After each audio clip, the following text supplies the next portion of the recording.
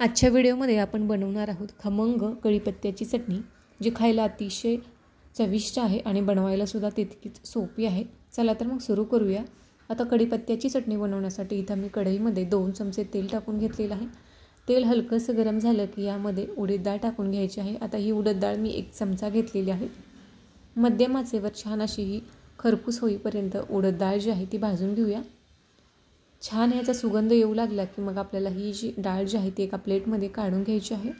त्यानंतर आता त्याच वाटीने इथं मी 1 वाटी शेंगदाणे घेतलेले आहेत। हे शेंगदाणे सुद्धा छान खरपूस होईपर्यंत आपण भाजून घेऊया।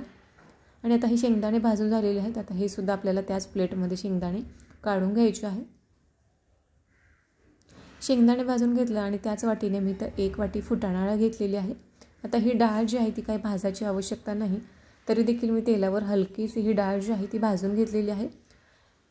आता 1 मिनिटभर ही डाळ आपण भाजून घेतली। त्यानंतर आता प्लेटमध्ये काढून घेतली। त्याच वाटीने मी इथं सुकं खोबरं जे आहे ते किसून घेतलं होतं, ते सुद्धा हलकंसं यामध्ये कढईमध्ये परतून घेतलेलं आहे आणि आता काढून घेऊया। त्यानंतर आता आपल्याला 1 चमचा जिरं आणि 10 ते 12 लसूण पाकळ्या घेतलेल्या आहेत।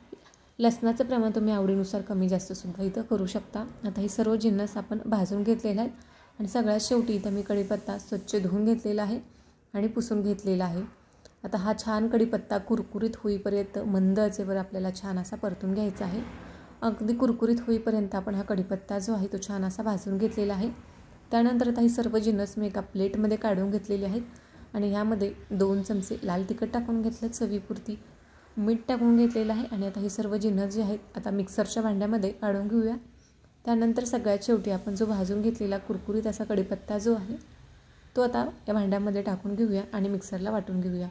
आणि आता आपण ही चटणी जी आहे ती मिक्सरला वाटून घेतलेली आहे आणि खाण्यासाठी आपली ही चटणी तयार आहे। मग तुम्ही ही 3 ते 4 महिनेसुद्धा ही चटणी बनवून वापरू शकता। मग भात भाकरीसोबत सुद्धा ही चटणी खायला अतिशय कमाल लागते, पण केस गळतीवर सुद्धा अतिशय उपयुक्त अशी ही चटणी आहे। तुम्ही सुद्धा नक्की करून पहा। चला तर मग आजचा व्हिडिओ कसा वाटला नक्की सांगा आणि नवीन असाल तर सबस्क्राईब करायला विसरू नका।